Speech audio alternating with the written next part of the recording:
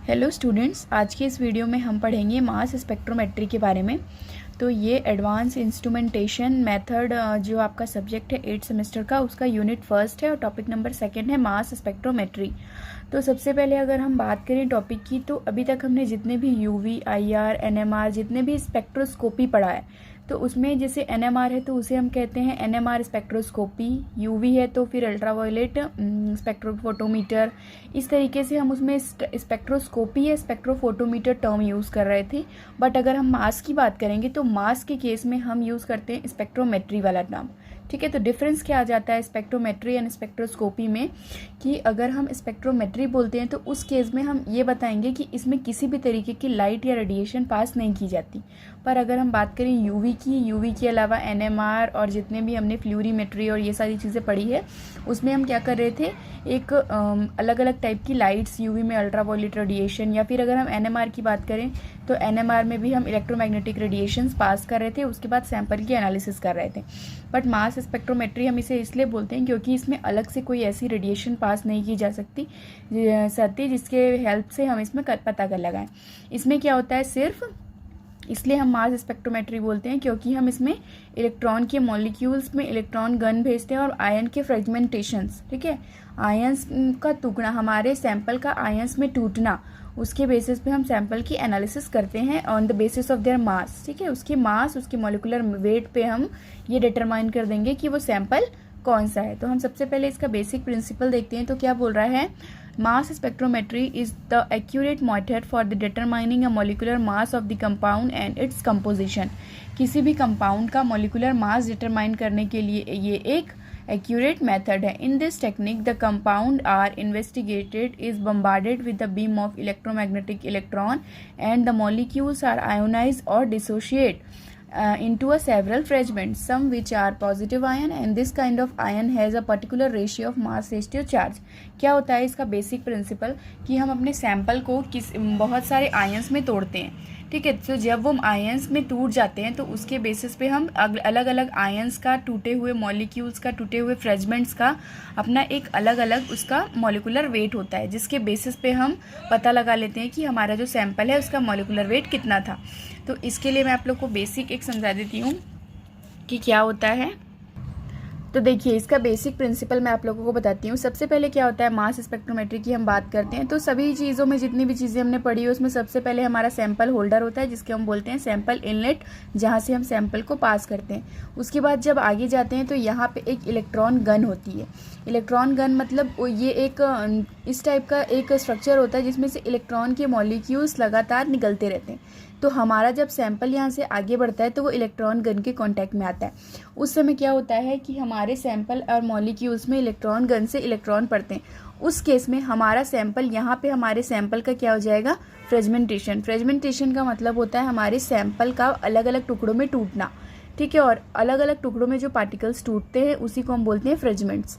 तो electron gun के help में आने से क्या होता है, हमारा सैंपल अलग अलग टुकड़ों में टूट जाता है। उसके बाद दो एसिलरेटेड प्लेट्स लगी होती है, जिसमें से एक प्लेट होती है पॉजिटिव और एक प्लेट होती है नेगेटिव।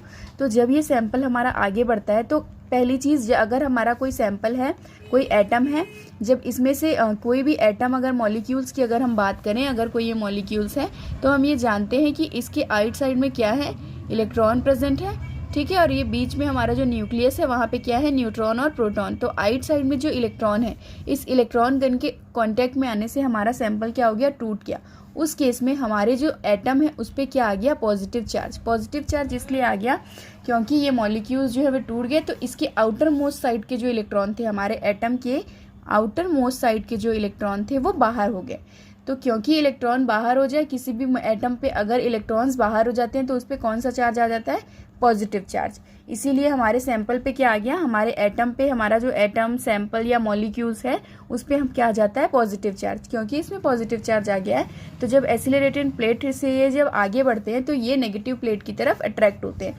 नेगेटिव प्लेट की तरफ अट्रैक्ट होते हुए ये हमारे प्लस वाले मॉलिक्यूल जो है वो आगे बढ़ते हैं। आगे बढ़ने के बाद हमारा नेक्स्ट जो इसका इंस्ट्रूमेंटेशन का पार्ट होता है वो होता है electric field and second one is magnetic field. दो फील्ड्स होती है, electric field and magnetic field. Electric field का मतलब आप एक ऐसा इमेजिन कर सकते हैं कि एक स्पेसिफिक वेलोसिटी के मॉलिक्यूल्स को आगे भेजने के लिए, मतलब जितने मॉलिक्यूल्स, अगर हमारे 10 मॉलिक्यूल्स यहाँ टूटे हैं तो 10 के 10 मॉलिक्यूल्स आगे नहीं बढ़ेंगे, कुछ स्पेसिफिक वेलोसिटी के मॉलिक्यूल्स ही हैं जो आगे मैग्नेटिक फील्ड के लिए जाते हैं, सेलेक्ट होते हैं आगे जाने के लिए। तो उस कंडीशन पे इलेक्ट्रिक फील्ड में पॉजिटिव एंड नेगेटिव दोनों चार्ज होती है।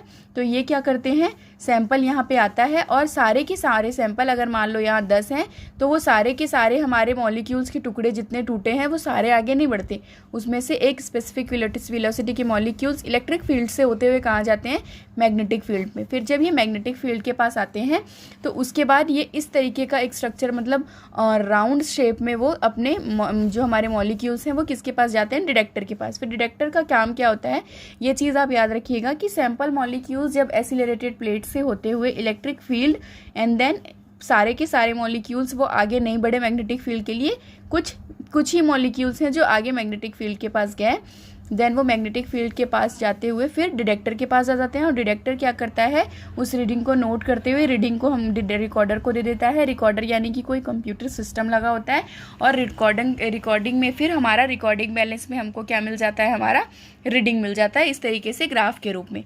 उसके बाद क्या होता है कि जो भी हमें ग्राफ प्लॉट होती है उसमें हम इंटरप्रिटेशन करके कि कौन सा ग्राफ किसका होगा, कितने वो हमारा सैंपल क्या था और कितने टुकड़ों में टूट सकता है वो, उसके कितने पॉसिबल फ्रेगमेंटेशन है, उसके बेसिस पे हम इस ग्राफ को देखते हुए उसकी एनालिसिस कर सकते हैं। जैसे एक एग्जांपल ये लिया हुआ है कि फॉर एग्जांपल हमने मान लिया कि हमें H2O का मॉलिक्यूलर वेट पता करना है।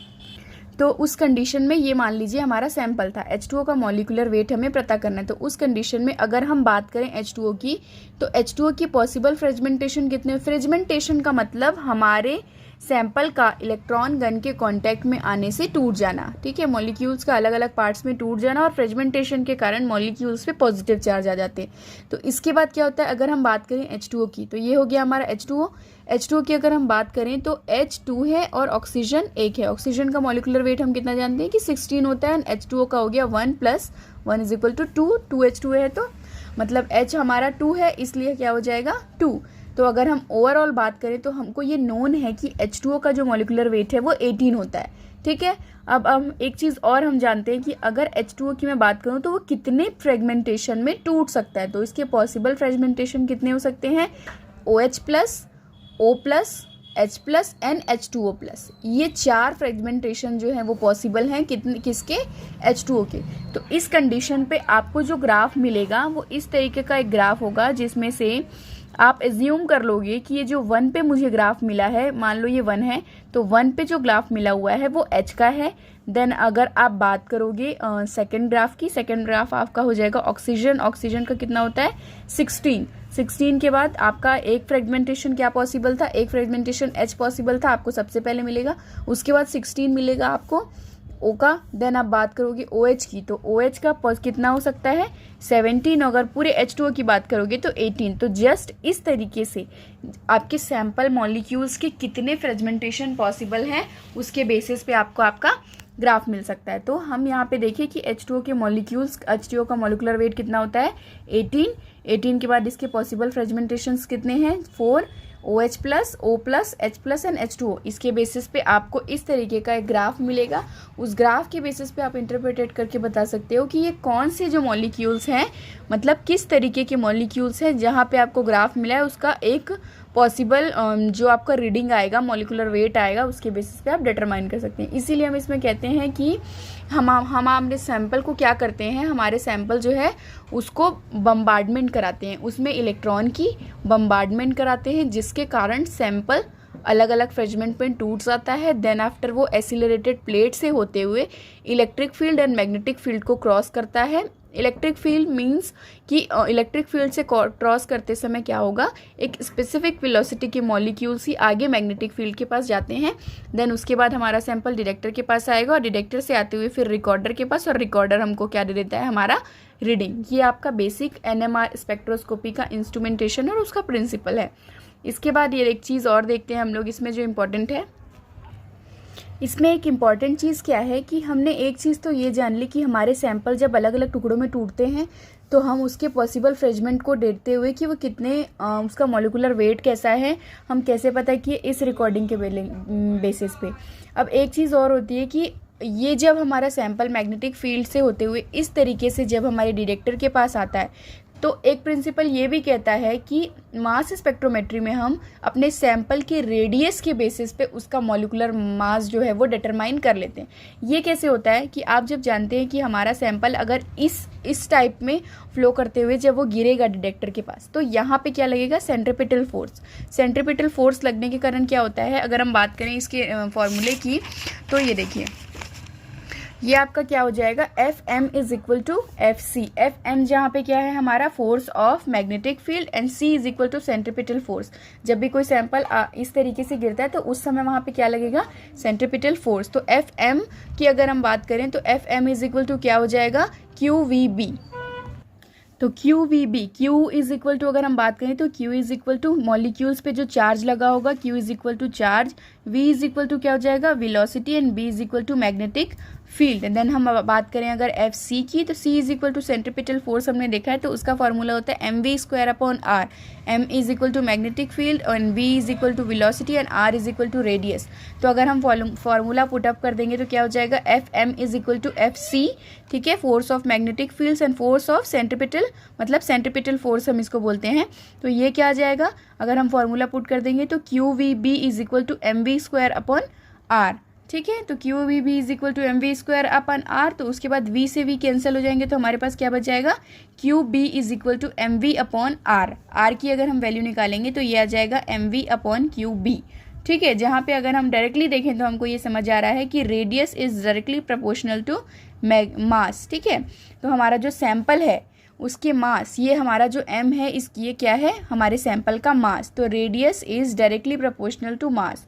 तो किसी भी सैंपल में अगर कोई भी हमारा सैंपल इस तरीके से अगर फॉल होता है डिटेक्टर पे तो यहाँ पे सेंट्रीपिटल फोर्स लगता है जिसके कारण हम अपने सैंपल का रेडियस निकाल देंगे और उस रेडियस के बेसिस पे ही हमको क्या पता चल जाएगा कि हमारे सैंपल का radius r is equal to, मतलब radius r is directly proportional to mass ratio charge. मतलब हमारे सैंपल के मास रेस्टियो चार्ज के बेसिस पे, रेडियस के बेसिस पे हमको मास रेस्टियो चार्ज पता चल जाएगा और उसके बेसिस पे आपको सैंपल का मॉलिक्यूलर मास पता चल जाएगा। तो ये एक इसका बेसिक प्रिंसिपल था।